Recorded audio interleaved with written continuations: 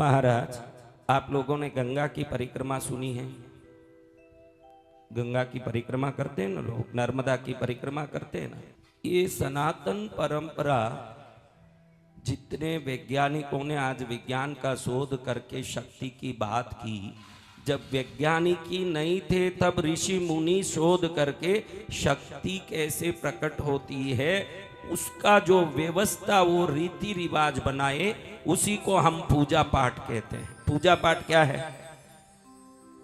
शक्ति के प्राकट्य का हमारे जीवन में उपयोग लेना, इसको पूजा पाठ कहते हैं। पूजा क्या है?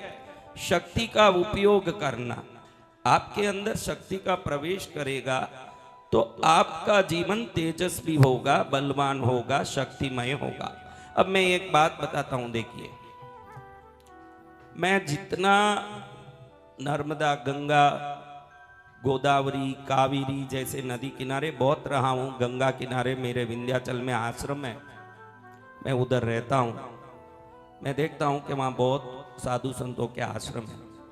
मात्र पवित्रता है इन नदी में, इसलिए हम वहां नहीं रहते हैं। ये जो नदी के नीचे कोई भी नदी हो, समुद्र हो, आखिर नीचे तो कोई ना कोई तल होगा कि नहीं उसका? आखिर कहीं ना कहीं पृथ्वी होगा कि नहीं, उसमें मिट्टी होगी कि नहीं? जी गुरु जी। वो मिट्टी जहां पर है वहां खनिज पदार्थ होते हैं। उसमें क्या होते हैं? खनिज पदार्थ। अंग्रेजी में कहते हैं मेटल्स एंड मिनरल्स। मिनरल यानी खनिज।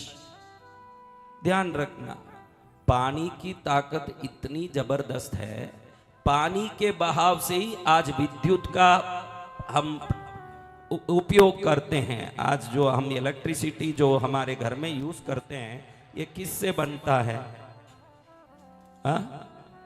पानी में प्राकृतिक रूप से विद्युत है। और जब पानी बहता है तो नीचे जो मट्टी में खनिज और धातु होते हैं, उससे और पानी का घर्षण होता है।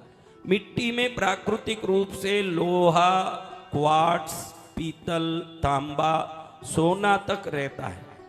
जब इस पर जब पानी घर्षित होता है तो एक पावर क्रिएट होता है।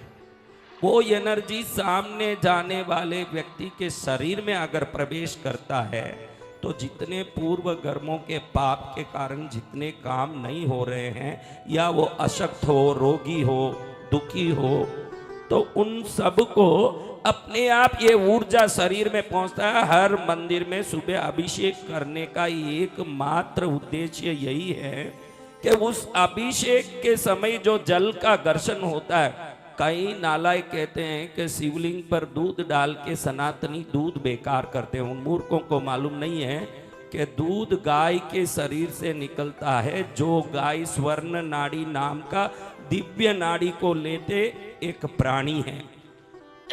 विश्व में गाय एक ही ऐसी प्राणी है जिसके नाड़ी में सोना बनता है।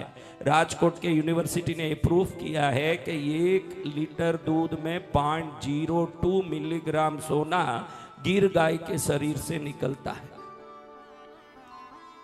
तो जब ये दूध घर्षित होता है शिवलिंग पर, उस समय जो न्यूट्रॉन, इलेक्ट्रॉन और प्रोटॉन का प्रोडक्शन होता है, वो किसी भी मनुष्य शरीर को तेजस्वी और बलवान बनाने में सक्षम होता है।